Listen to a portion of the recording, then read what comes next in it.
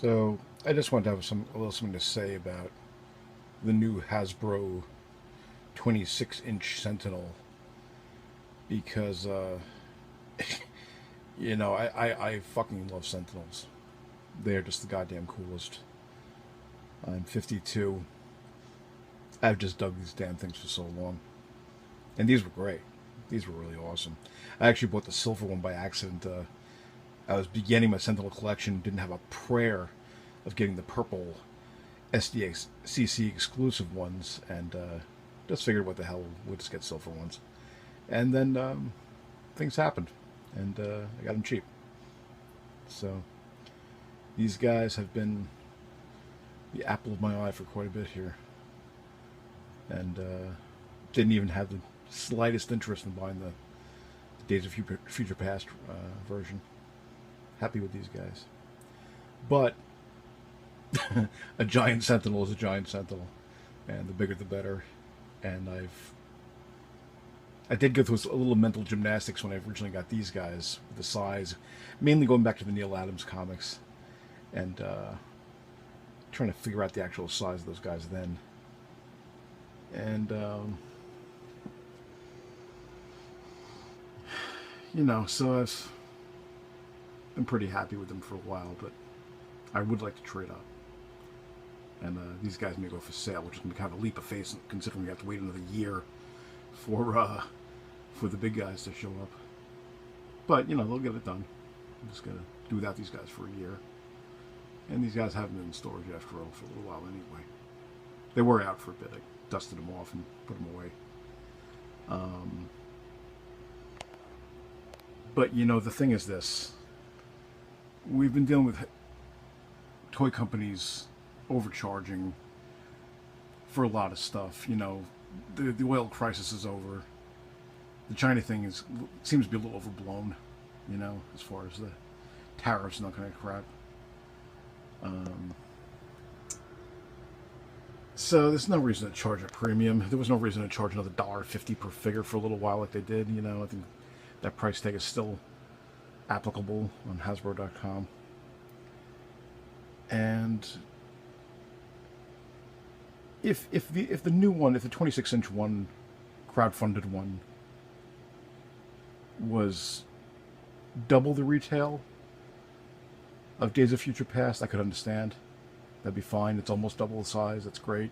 Comes with a lot of great extras, looks like, and then more extras on the way, which is great. But it's not. It's $350 plus tax and I think that's shipping or something like that. Maybe it's shipped free. I don't know. But it's almost $400 for a figure, and that's just ridiculous. There's no reason for that. All these extras that they keep unlocking per 1,000 more figures tells me that they knew they could sell 10,000 of them, which is what toy companies need to make a profit on any kind of given figure, right? They knew that. Maybe they couldn't have gone to Walmart and Target and them with that. Maybe not Amazon either. Maybe there just wasn't enough faith among the retailers to carry something like this, so they decided to get the fans involved. I can understand that, but at that price point, maybe someday it's time to give something back, just a little bit. And now's the time. There's been a friggin' virus, right? People are out of work, people are sick, people have died. So people have had to sell the collections to make their rent. And God bless them, because right now there's so many idiots out there who are overpaying for everything and they're proud of it. I asked one guy, I said, why would you pay $100 for a figure that's going to be on the shelf in 2 weeks about another figure that's coming out? And the guy's like, because I'm not poor. Because you're not poor, you're going to pay $25 for a hamburger too, right? I mean, how stupid can you get? And it's not about being cheap, it's about being smart. It's about not being stupid and having some sense of value. Because, if you want to pay scalpers for this shit, whatever. But what Hasbro is doing and what Mattel had previously done, again, I forget the exact instance. It appeared that they were just getting ahead of the scalpers and charging a scalper price, and it's just wrong. If you don't understand why that's wrong, I can't help you. a sentinel should come along and squash you and should step on you. If you think like that. Because I'll tell you something, having money to blow on toys does not make you special. It doesn't make you elite. You know? Just because you got something first from Taiwan or some shit does not make you cool. Right, guys? Yeah? Yeah? We're all in agreement here. You know? But, so that's what I got to say about that. You know? And the rotten thing is they're like drug dealers. They know they've got us locked. Nobody else is going to make this stuff. I mean, I waited 20 years for these guys. Right? You know, I'm going to wait another 20 more. You know, come on. I'm enjoying them now. But, man, it's just, it's hard to get raped and like it. You know, you ask half the population on Earth how they feel about that. They'll tell you. You know. But, so these guys may be going on the market soon. I really got to think about this. It's not a matter of swallowing pride and paying a price. You know, that's one thing. I've done nicely with some of my figures. I've gotten them very cheap, and some of them I've gotten rid of for a nice penny. Not the best penny. I took a little bit of I wouldn't call it a bath on the Savage Land set, but I could have gotten another $150 for that maybe if I just waited a little longer.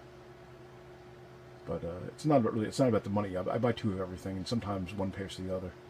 And in the end, that's really, you know, for a thrifty enthusiast. I'm not a collector. I'm not a fan. I'm an enthusiast. These come out of the package. They hang out with me. It's awesome. I don't like these people that buy this stuff to sell it. I don't like them. They don't like me. They have stupid excuses for why they overpay for shit. You know, I remember years ago, as a kid in the comic book store, and this guy in a suit, banker, he's buying like 30 copies of the Death of Superman, and he's explaining to the owner, who's, you know, comic book expert, going back into to the 60s, that, oh, I'm going to use these to put my kid through college. We're like, yeah, you're not doing that. give it another year or two, it's going to be the bargain bin, you know, $5, whatever. Now myself, I went to a convention at the Jacob Javits Center, and I was just sitting in the right place at the right time, and Dan Jurgens was setting up a little kiosk to do autographs, and he saw me notice him and told me to hang back a little bit, and then all of a sudden I was the first online. It was great. Turned around, there's 1,000 people behind me. So, you know, good things happen to good people, I guess. You know, I'm not the best guy in the world, but if you're cool about shit, things happen. And I am hoping that being cool about shit will net me 3 giant-sized purple sentinels. And I was thinking about getting just one of them maybe as a master mold, but you know, who needs a master mold? It's the behind-the-scenes guy. We want the guys in action. We want these guys stepping on X-Men. You know. So it's you know, it's a mixed blessing, this whole giant sentinel business. And just once I'd like to see Hasbro give back to the fans, you know, in a way that's meaningful. Because they'll make money where they can. I mean, they make a figure. It's not because they're doing us a favor. They make a figure because they can make money off of it. You know. And some of them are just peg warmers. Maybe that's how they think they're giving back. Making a vintage 1970s Captain Marvel. That's the way you're giving back. And maybe it is. I don't know. I wanted it. They made it. I'm happy. They didn't have to. But yeah, $25 to Stan Lee. Come on, Stan Lee. That should have been a giveaway. That should have been a BAF. Not $25 friggin' dollars. Stan Lee. You know, he's a flagship guy. So, you know. Anyway, enough of my ranting. Am I bitter about it? Yeah, I'm a little bitter about it. When I have these guys in hand, is it going to stick in my throat? The big guys, the 26-inch guys, will it stick in my throat? I hope a year will give me enough time for me to get over it. Because, you know, money comes and money goes, and that's the bottom line. But it don't have to go so quickly, you know. You can see a reward. And that's why I'm paying for these these new ones with selling some old stuff, because at least that way I've made my profit, and you know, it's the profits that are paying for them. Nothing that I really had to sweat for. If I had to sweat for it, I'd be really ticked off. And I feel bad for a lot of the fans out there that are mentioning on eBay and etc. that they have to sweat for it, or they're not going to buy it at all because it's just too damn expensive. And that's not right. There's a lot of, everyone should be able to afford this thing, and not you know, not be the same cost as a stereo. You know, right? I need a 4K Blu-ray player on the high end. You know, come on, it's a toy. Why is it $400? Anyway, so good luck to you. Hope you can raise the money as well. You know, ask yourself what's really important in your life and to your collection. I'm selling a whole array of stuff that I would have hung on to otherwise, but for Sentinels, I'll give it up. And the profit makes it a little easier. Anyway, thanks for listening. I'm going to turn off comments. I don't want to hear from the idiots. That does make me want to break my phone. Hearing from people telling me that they overpay because they can. You know, fuck you. That's the bottom line of those people. Fuck you. You have money, I don't. Fuck you. It doesn't make you better.